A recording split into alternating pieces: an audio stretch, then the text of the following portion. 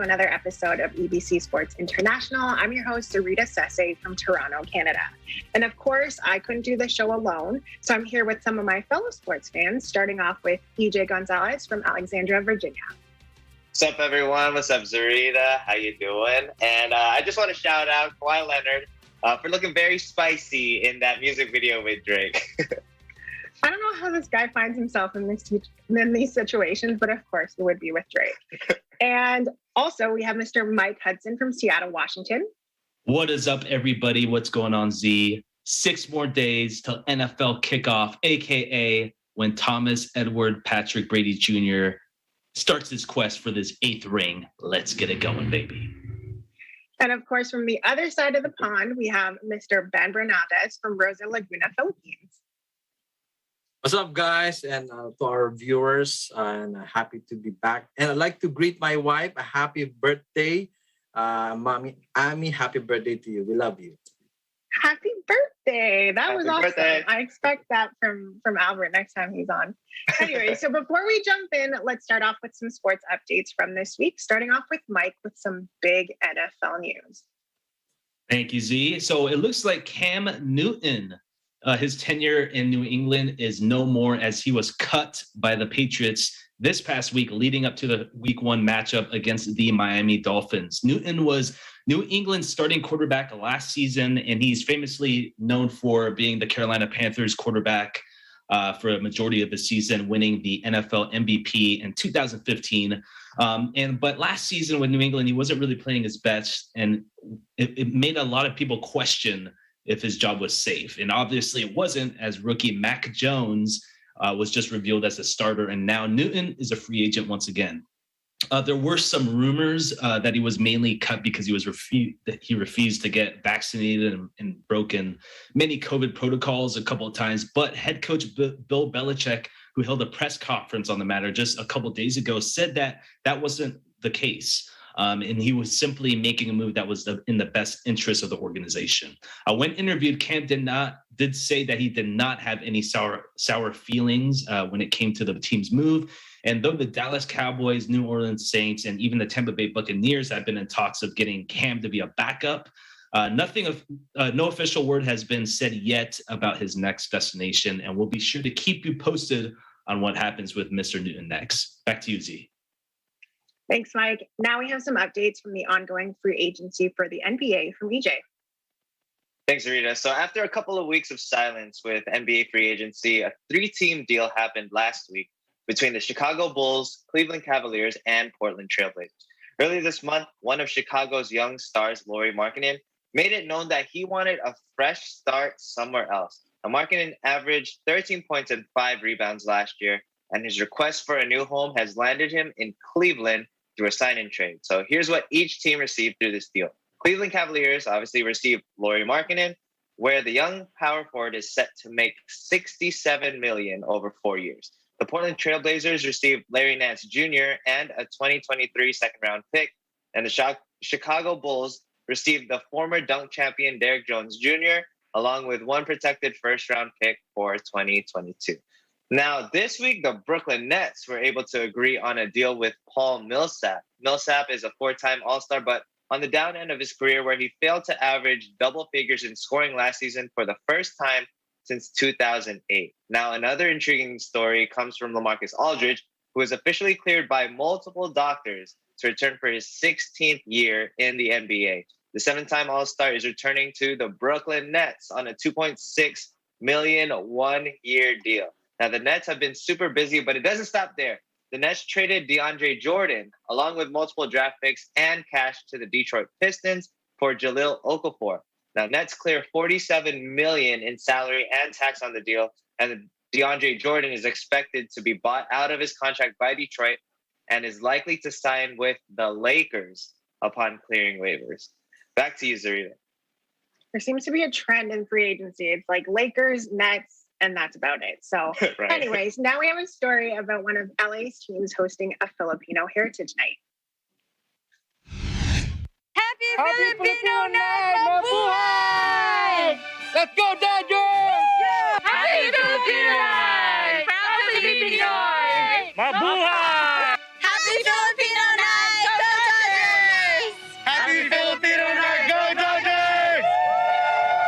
A decades-long tradition, Filipino Heritage Nights at Dodger Stadium makes its return after a year off due to the pandemic.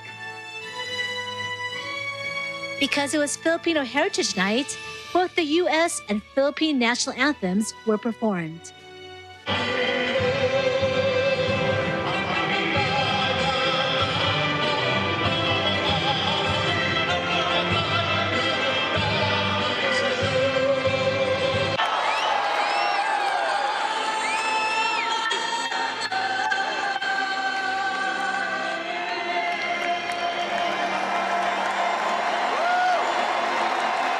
It's honestly amazing to be singing for a live audience, especially because of the pandemic. Like, we're all getting back to what is normal, and I'm just soaking in all of these moments because I don't know when the next time is going to be that I'm going to be able to sing live, but it's just an immense amount of gratitude today. I think I'm just really excited to be representing my culture and my heritage, and to have it be at the Dodger Stadium, which is just epic and it's mainstream, and to feel seen is just a win today. For no jokes for the pandemic. The pandemic itself has taught us how to not joke. I used to be a positive person, but now I can't even say that because you're supposed to be negative. It's so confusing, but I know all the people watching. It's such a great joy to, whether you're watching on TV or you're watching here at the stadium, to kind of forget that for a while. That's what sports are for, to get it off your mind, to know that there'll be a better tomorrow. We'll all hit a home run one day, and the pandemic right now seems to be in our way. So until the pandemic steps away from the plate, we got to keep swinging. All I can say is I am a proud Filipino American, and it's a great day to be both a Filipino and an American and a Dodgers fan. With an impressive throwing arm, it was comedian Joe Coy who was back on the mound for the ceremonial first pitch.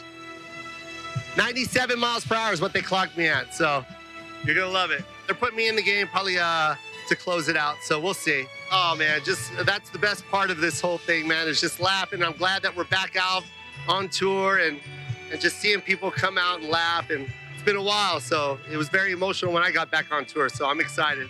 Beautiful, the energy's hot. I mean, we got so many beautiful people here. Martin Rivera's here, so I can't wait, man. I love it. I love the fact that we're celebrating this moment with, of course, my people, celebrating the culture and our people. It's great. It's a great night, and I'm excited. I'm getting all butterflied right now. We're happy to be here tonight to celebrate Filipino heritage.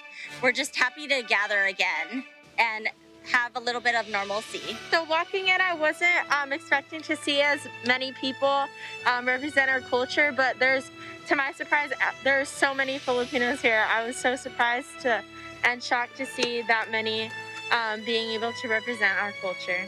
I've never seen so many Filipinos early to an event. And yeah, I probably got here about 45 minutes and there were so many people here already. So, an awkward thing to Filipino time. Pretty encouraging, I guess. It's crazy being back at Dodger Stadium because, like I said, it was so filled over here and a lot of people. It was good to see everyone vibing with each other, it being like a normal event, not anything, not so much social distancing be on everyone's mind. It was people having fun at a game. It was amazing to see. We're finally here. I mean, yeah, we're having fun right now. It's finally be out. It's really nice. We're here to represent. Yep. Represent our team, Dodgers, 2020 champions. We're all excited. There's a lot of Filipino. Everybody's enjoying the game, and so are we. Well, we'd like to say mabuhay to all the Filipino people here in America. Enjoy, stay safe, be well. For Dodgers fans, the anticipation of facing off against the NL East top team culminated in a 3-game sweep of the series, as LA completely routed Atlanta and are now headed to San Francisco to battle for the NL West top spot against the Giants. No doubt true blue fans, like the ones at Filipino Heritage Night, will be rooting for their home LA team, especially since playoffs are only a month away. Los Angeles is one of the most diverse cities in the country. Contributing to this diversity are Filipino communities embedded throughout the Southland, which continually help shape LA's unique way of life. In Los Angeles, California, Eva Basayahe, EBC Sports International, we live in interesting times. Thanks, Eva. And we're going to take a quick break. And right after, we're actually going to start off with some Manny Pacquiao updates. We'll be right back.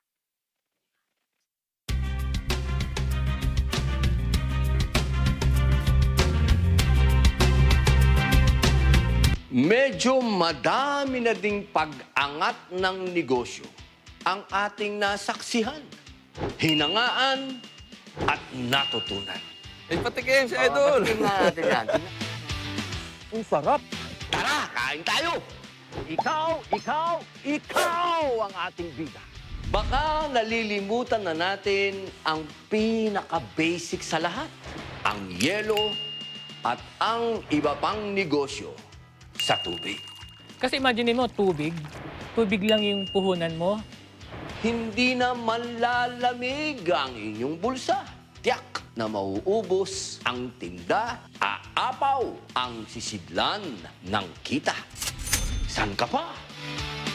Ang tubig kasi, napakasagana niya sa atin eh. Kaya napakagandang negosyo. Yellow! Mga kaagapay, ayos pa tayo dyan! Ako po, si Robin Padilla, at ito po ang ulat. Kaagapay sa hanap buhay. Kaagapay sa hanap buhay.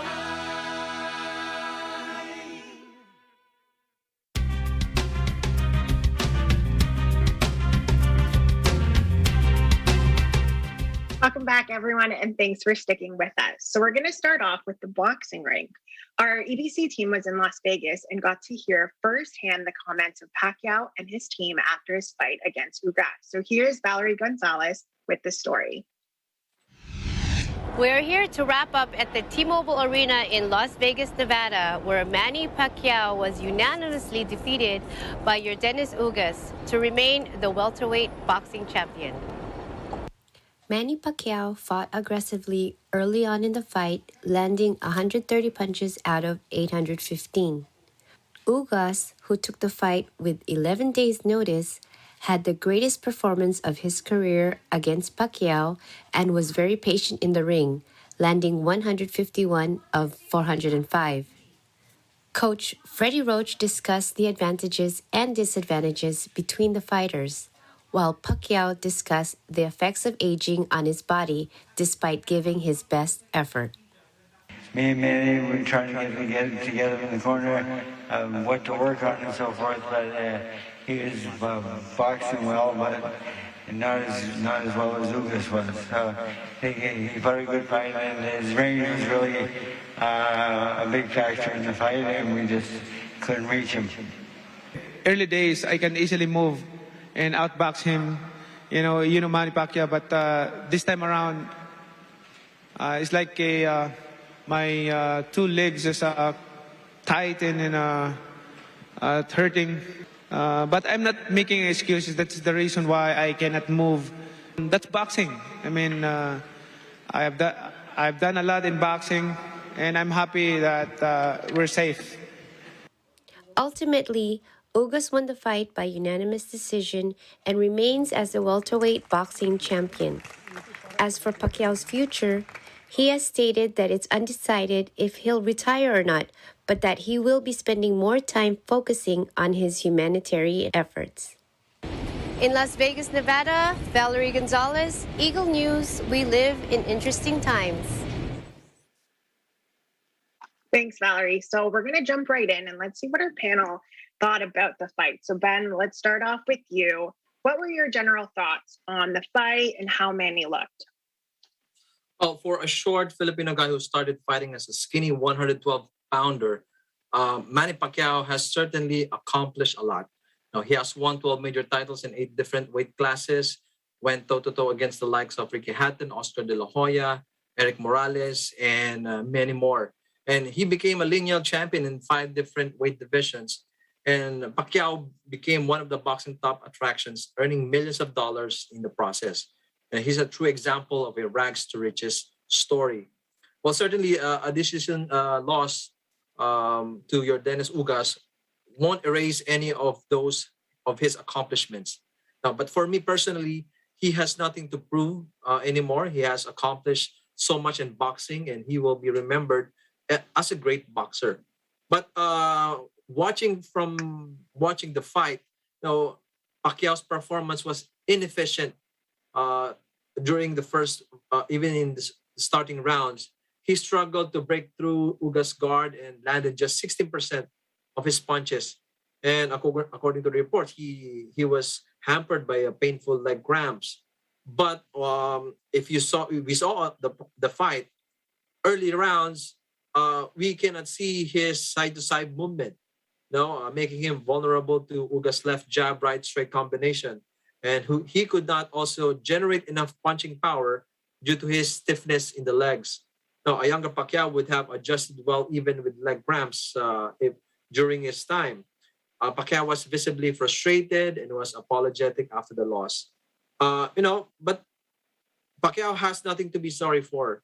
For me, I think it's time for him to rest. There's life after boxing, and fans should not should be grateful because we witnessed Pacquiao's greatness, and I don't think a rematch will benefit Pacquiao, and I think there's nothing to be ashamed of if this is his last fight. All the great boxing legends like Muhammad Ali, Oscar de la Hoya, all lost in their last fight. I think he should have retired 2 years ago, after his win with Thurman. I think he's the greatest Filipino boxer ever, and he has nothing to prove. And we are all proud of him for making Filipinos proud in the sport of boxing. Oh, yeah, absolutely. I don't doubt anything that he's done. But Mike, keeping in mind that Manny is 42 years old, like Ben laid out all his accomplishments, do you agree that maybe it's time to hang up the gloves and retire? Is he 2 years too late? What do you think? Manny. No, he needs to keep fighting, man. The big reason for me, right, is, okay, think about it. So he spent all this time preparing for oh my gosh, I'm drawing a blank. Who was he supposed to fight first? Who was the Errol Spence Jr. Yeah, Spencer. Sorry, thanks, EJ. So he was supposed to fight him. He's preparing all these months leading up to it, and then all of a sudden, someone throws a wrench into the wheel, and he has to prepare for someone in such a short notice. And think about it. I mean, he's 42 years old, or he's in his 40s. He's not like this. He's not a spring chicken anymore where he's just like, okay, I'll just fight anybody. Like, let's go. I mean, there's a lot more preparation that goes into his fighting. And so he was kind of thrown off guard. And obviously you could see that in the fight. It was just, he just was not prepared. So I still think he has something left in the tank. I kind of see him like as kind of like a Tom Brady a little bit, where he's kind of aging backwards in a way, because he takes really good care of his body. I mean, you could just tell he's still extremely passionate about the sport of boxing. And he does it for all the right reasons. I mean, he fights, he does these boxing matches because he gives so much to charity, and he just has a heart of gold. So I personally would not want to see him retire. I would love to see him fight Spencer. I want to see that fight go down, or even a rematch with Ugas, so he has the appropriate time to prepare for it. But I mean, we can't take any credit away from Ugas. So I mean, the guy totally stepped up, and he dominated the fight. So yeah, answer your question. Would love to see him at least fight 1 to 2 more fights, and then call it good. Yeah, I think we're all a little selfish, and we want to keep seeing him fight despite all the injuries that are happening. But just after a week after that fight, another match occurred where YouTube star Jake Paul yet again took on former UFC champion Tyron Woodley. So EJ, with the mix of types of matchups, I'm going to use that fairly lightly, we've seen lately in the world of boxing, where do you see boxing going?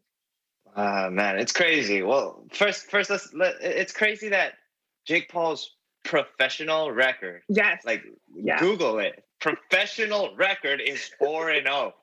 What? I mean, okay, 3 recorded as knockouts and 1 by judge's decision, which was the last one. But let's go down the list that the guy has defeated, right? The first one was against a fellow YouTuber who's never fought before.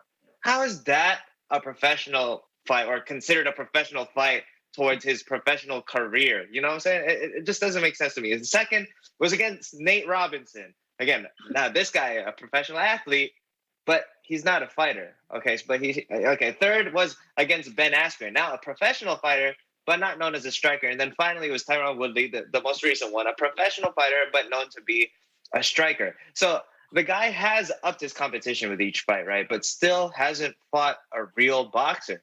And that's where I think the sport of boxing is going. You know, it's a platform of entertainment that isn't showcasing true technique that we've been spoiled by Manny Pacquiao, right? So now I think Jake has been fighting well, and I don't understand why they're counting these as professional professional boxing career. I think he's taking the sport seriously, but the fights that he's partaking in are really more for clout or popularity, you know, to continue to grow his platform.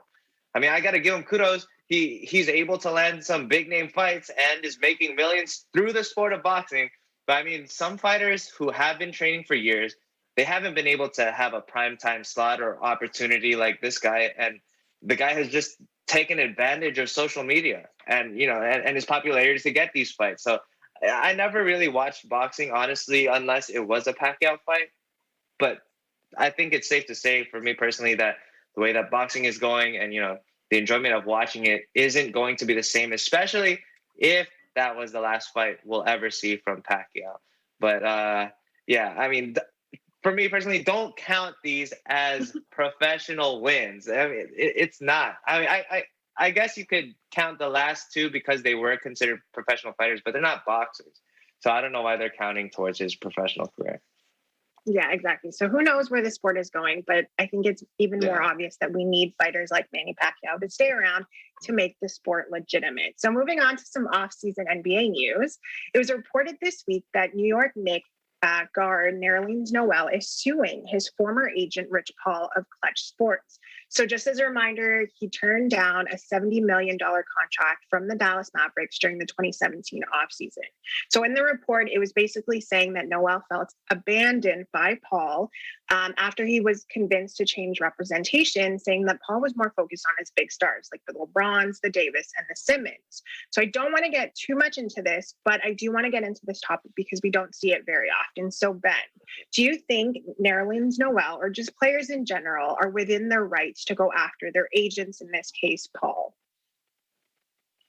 Well, this is a first time that I heard a player suing his agent, his former agent now rather, for negligence. I think for allegedly Rich Paul failed to do his duty as an agent to provide more opportunities for Noel.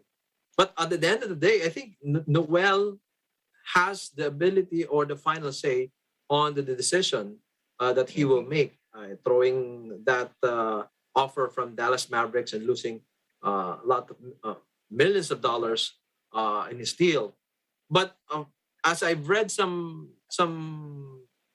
I did some research that during that time, Rich Paul was not yet his agent, if I'm correct. He's still with his former agent.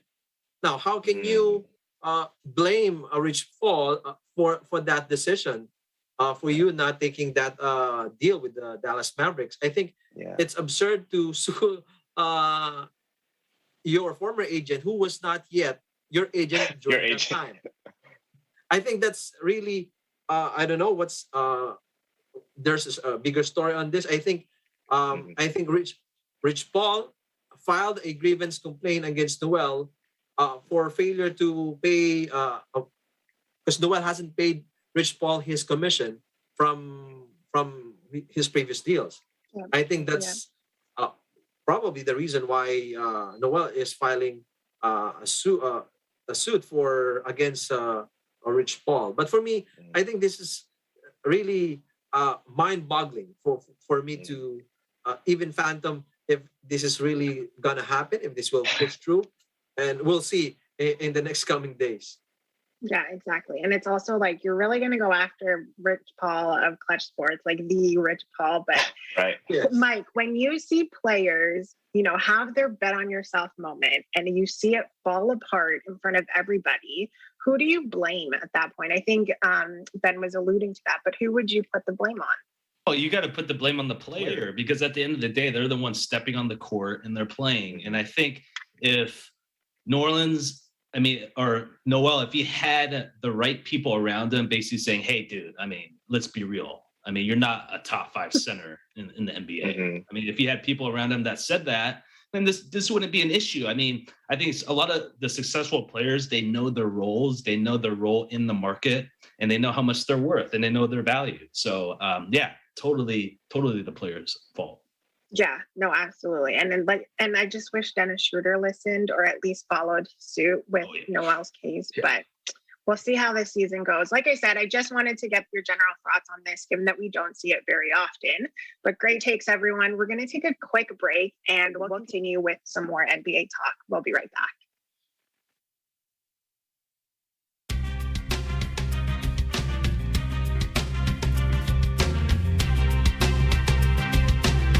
Ngayong linggo na itala ang pinakamalaking bilang ng COVID-19 cases sa Pilipinas. As a result, MECQ in Metro Manila and other provinces has been extended, forcing small business owners to cope with another week of heightened restrictions.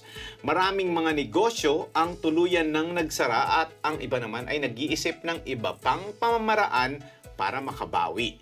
Sa episode na ito, sasagutin natin ang tanong na, how can my business survive this pandemic? We'll find out as we discuss our topic, creating your business model map, with our correspondent Randy Bernardino and the chairman and the chief innovation strategist of Mansmith and Fielders Inc., Mr. Josiah Go. Don't wait for everything to normalize. No? Start a new business that represent essential, that would carry essential product. All these in this episode of Open for Business.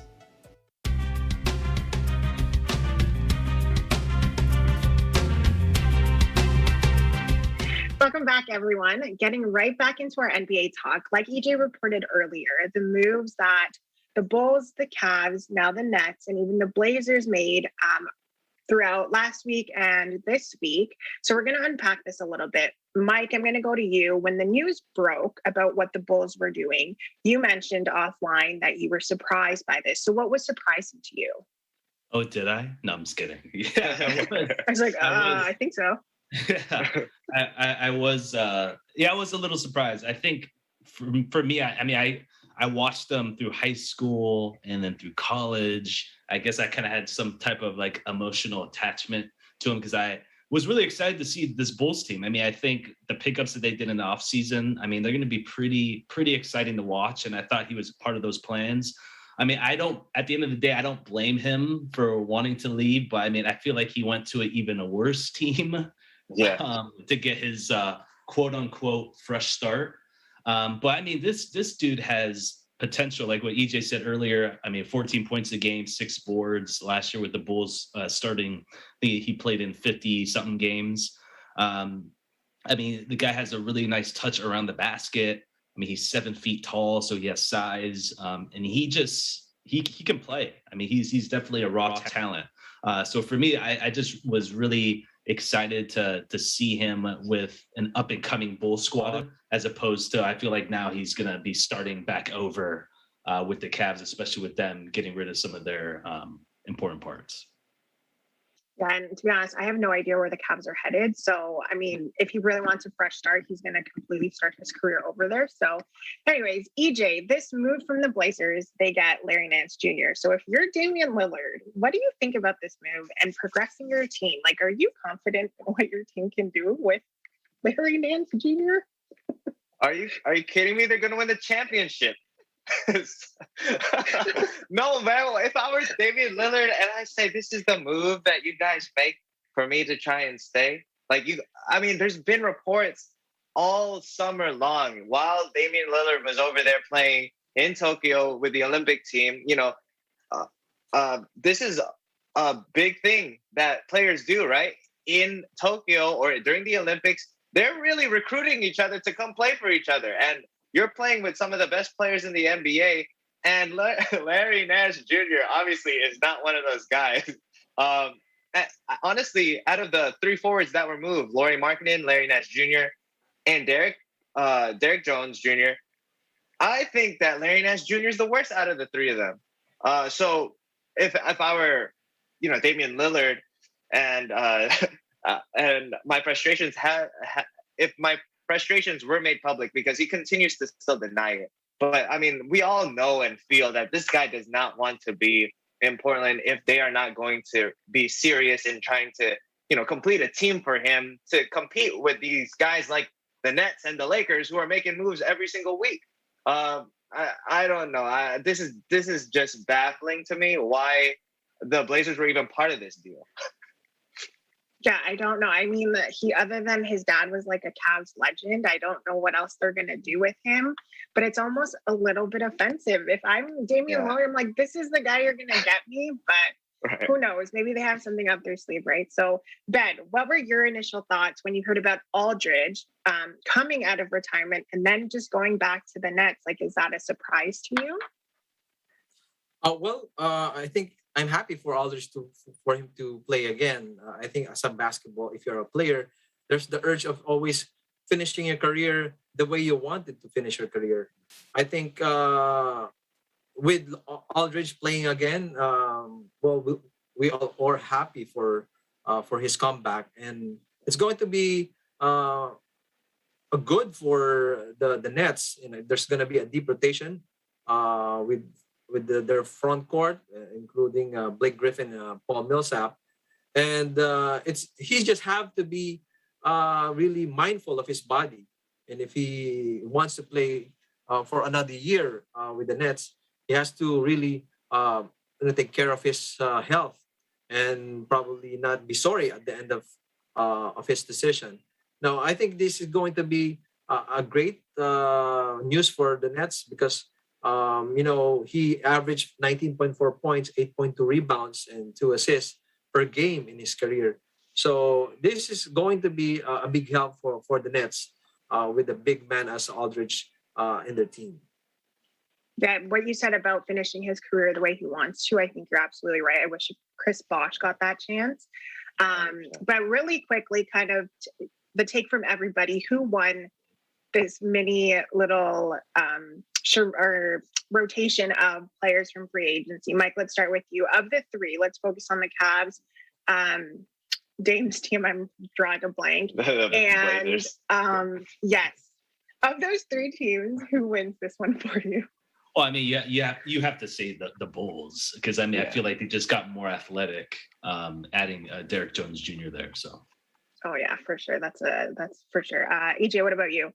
Yeah, 100%. And they're already a stacked team. You can't go Bulls. But I mean, the biggest winner has to be Lauri Markkanen, who bet on himself, who wanted to get paid. And to get that amount of money for 4 years, I think, he won that deal because he bet on himself. Yeah, and he got out like he asked. I mean, the team was questionable. But anyways, Ben, what about you? Who do you think won? Well, for me, not really one, but the Blazers, I wanted to emphasize on Nance Jr. I think he is a better addition in their bench. Nance Jr. is a reliable defender and also an offensive player. He is very active, and it's going to be a big help for Damian Lillard for Nance Jr. And he's also a young player that could really definitely contribute with their team, but not really the winners among the teams who with the free agency. I think I just want to also credit Blazers for making some changes in their roster.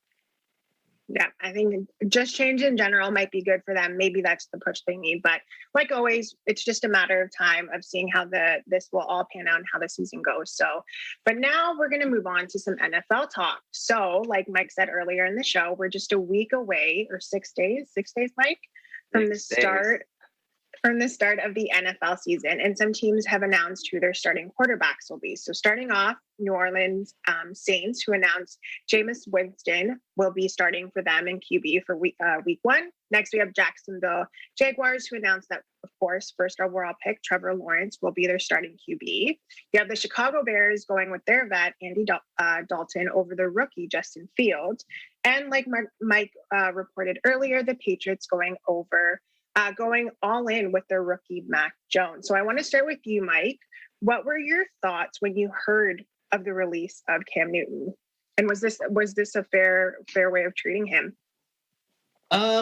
Yeah, I was a little surprised when I first heard about it, just because he played in that last preseason game and he started and he played with the starters and Mac Jones didn't. But, looking at it from the outside in, at the end of the day, Mac Jones just fits the system a lot better. I feel like he's a lot more controllable, I guess you can say, for Bill Belichick. Like with Cam, it's like you don't know. I mean, he's kind of he's a little unpredictable. Kind of says what he wants. He's not? I mean, I think he is coachable, but as far as like the Patriot way image, he just does not fit that mold. So at the end of the day, I was not surprised that they let go of him. I think he's going to get picked up quick. Especially, God forbid, there's any injuries or any quarterbacks out there. But Cam still has a lot of juice left in the tank. But I think at the end of the day, Bill Belichick made this move because Week 4, Tampa Bay against New England. Brady's coming back to New England, and he wants to show Tom that he has the new Brady in New England. So.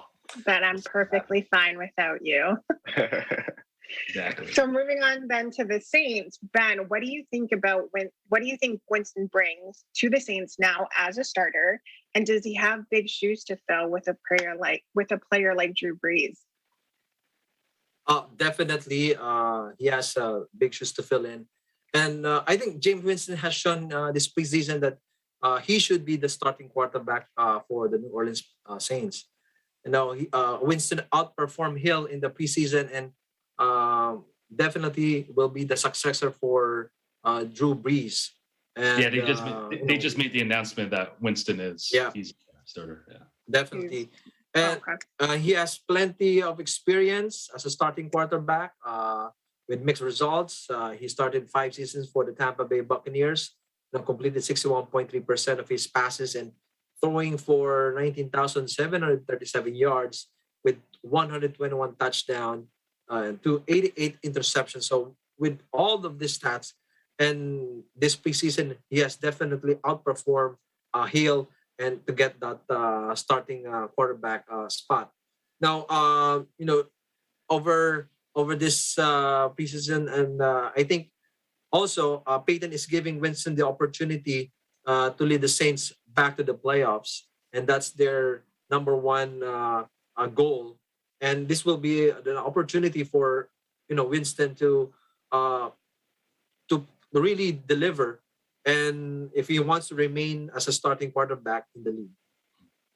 Yeah, no, for sure. And there's no doubt that Winston definitely deserved this with all the previous starts that he did have. So, EJ, moving on to the announcement of Trevor Lawrence, do you think, first of all, were you surprised with the fact, first overall pick, he's going to be the starter, but also will he live up to being the first overall pick?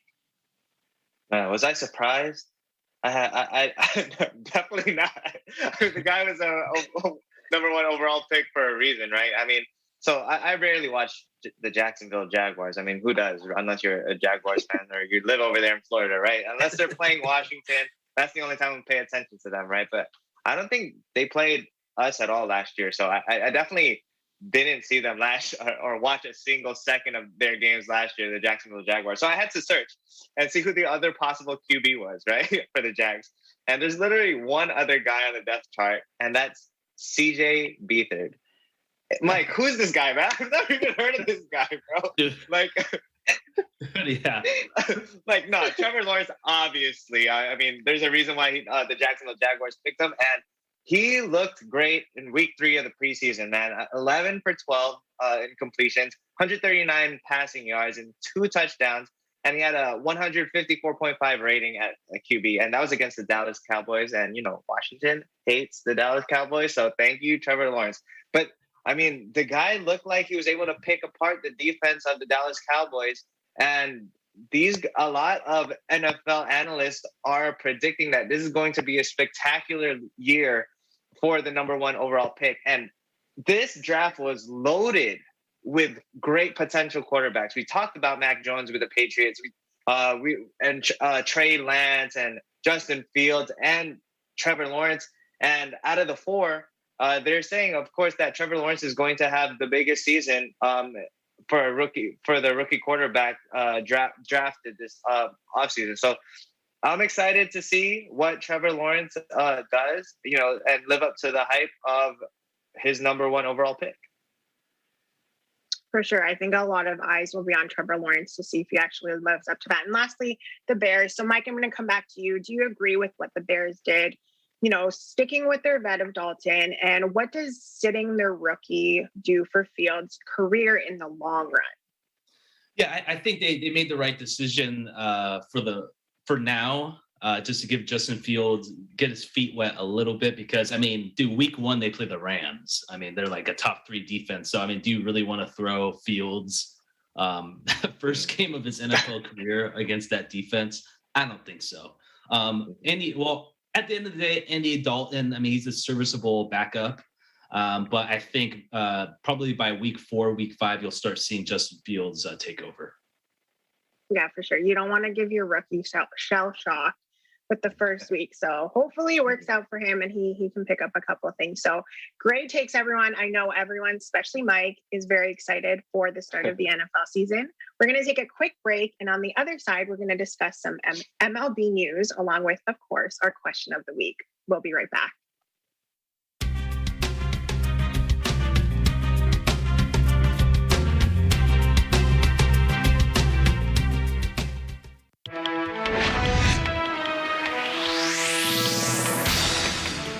Posibleng palawigin ni Pangulong Rodrigo Duterte ang Visiting Forces Agreement. Tumaas pa ang reproduction number ng COVID-19. Isinagawa ang turnover ng Lingap Goodie Bag sa San Miguel, Bulacan.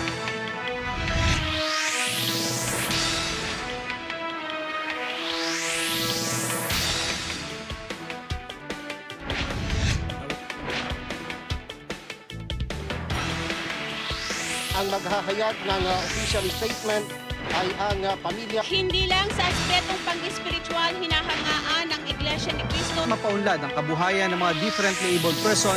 Bukod sa pagtaguyod ng wika at kulturang Pinoy, inaasahang bababa pa ang bilang ng mga Pinoy na walang trabaho. Sumusunod sa mga alituntuning ipinatutupad ng gobyerno bilang pag-iingat sa COVID-19. Isa sa naging dahilan ng pagtaas ng tubig dito noong mga nakaraang araw. Handa ng Senado at Kamara na magpasa ng mga panukalang batas. Umunlad ang peace and order sa bansa sa panahon ng panunungkulan ni Pangulong Duterte. May ilang nagkaroon ng Delta variant ng COVID-19 ang nabakunahan na. Magandang gabi, Pilipinas.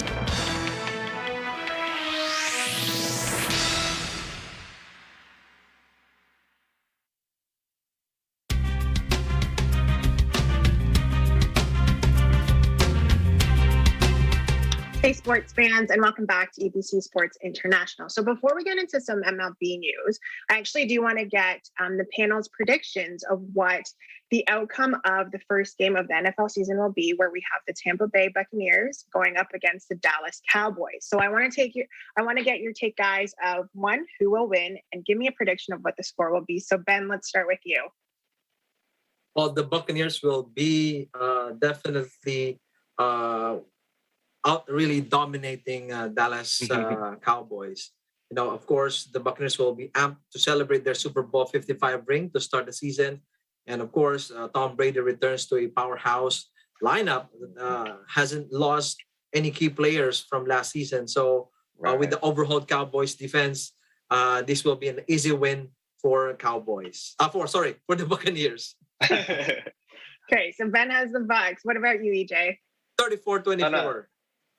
34-24. Okay. I think that's a little too close, man. I mean, I think if I'm not mistaken, I think that the Dallas Cowboys got shut down in one of the preseason games. Like, got skunked.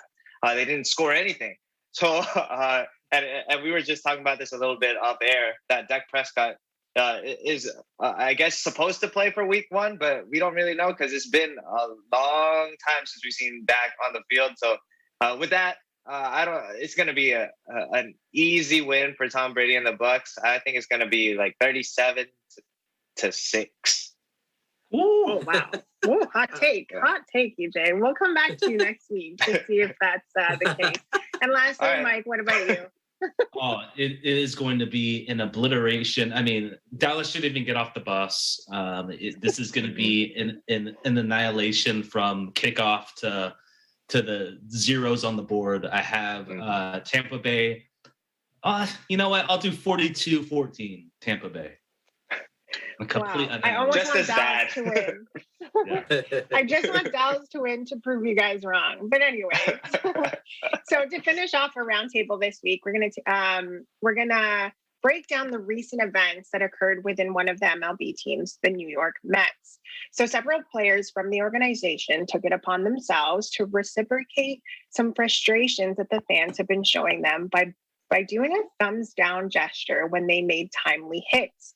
So of those players, Mets star and former Chicago Cubs shortstop Javier Baez has received a lot of backlash for their actions. So Baez and his teammate Francisco Lindor did eventually apologize to the fans earlier this week, stating that if they did offend anybody, they do apologize. That was not their intent. So EJ, I don't know if you've seen like literally the pictures of these guys thumbs down when they hit home plate. What do you think of this message that players are trying to send to the fans?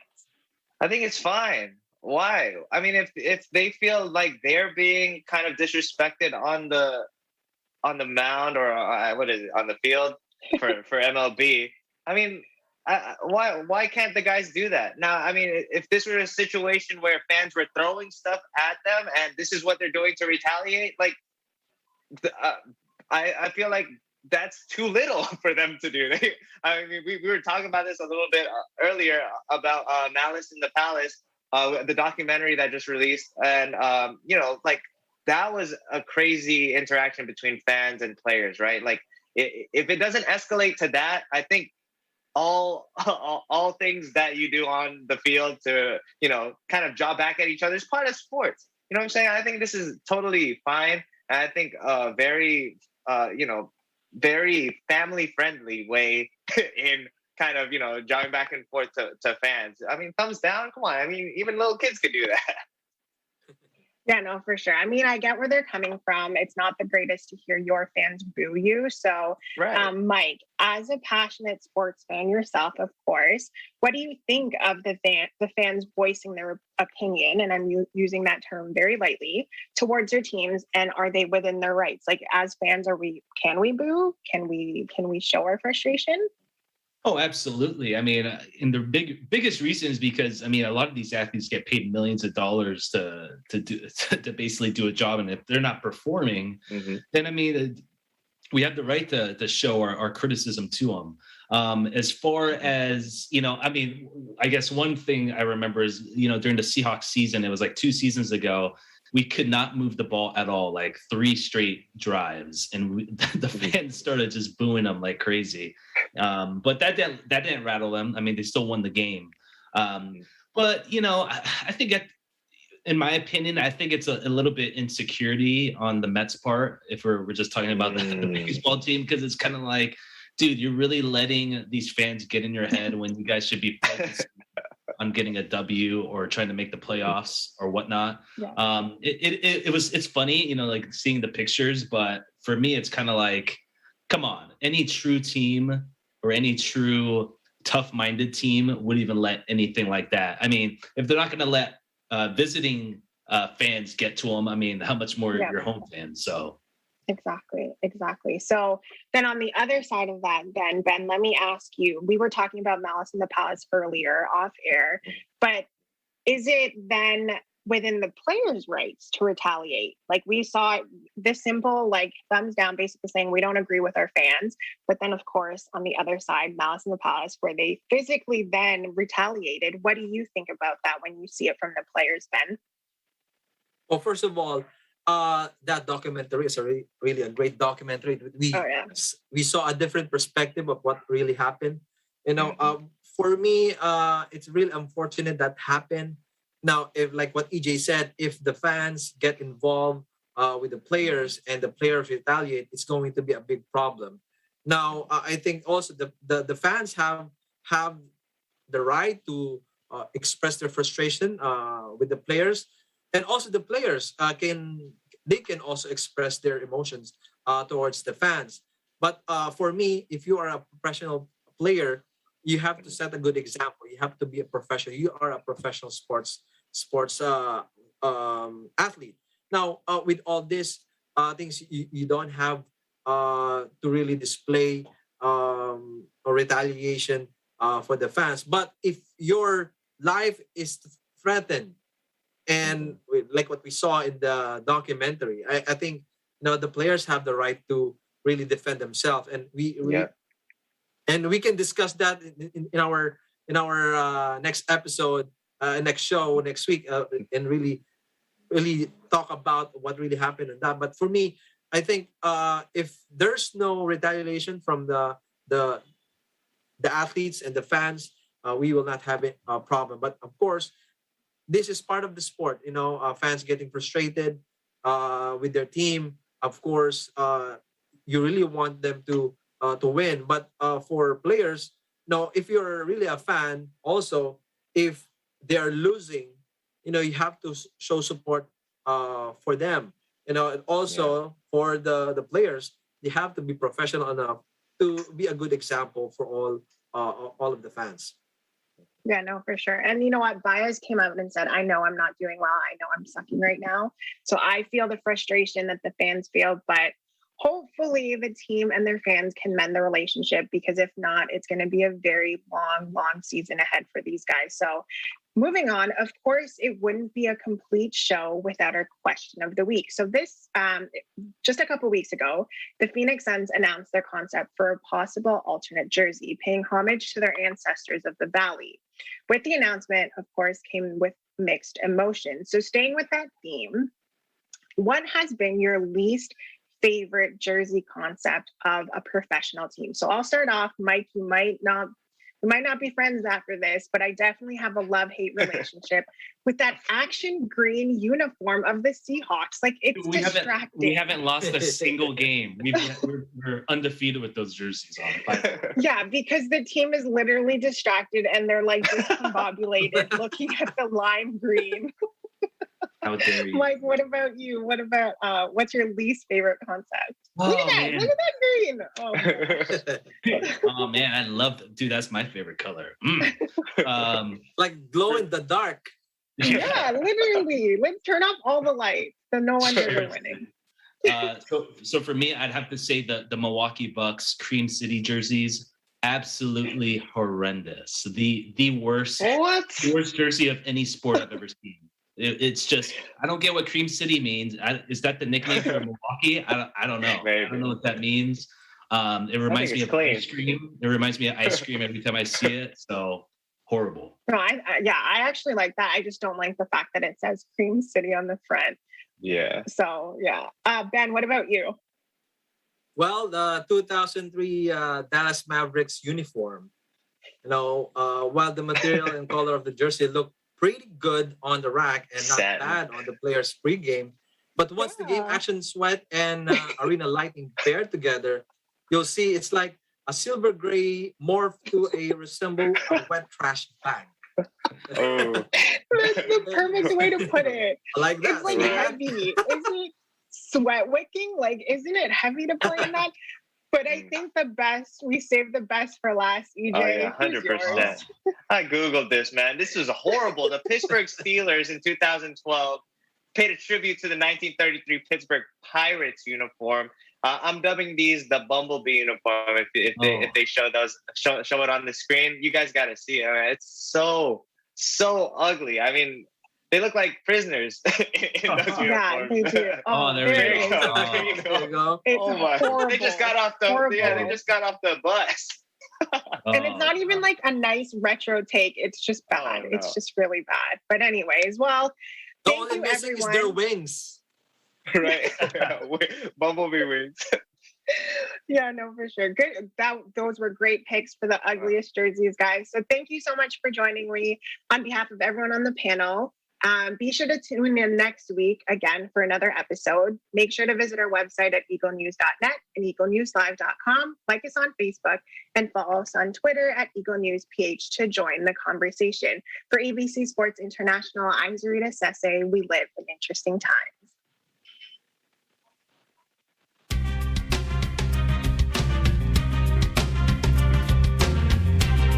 Muling nagpaalala ang pamahalaan sa mga senior citizens at mga may medical conditions na doblehin ang pag-iingat, kaya paalala ng Malacanang na manatili sa bahay para makaiwas sa virus.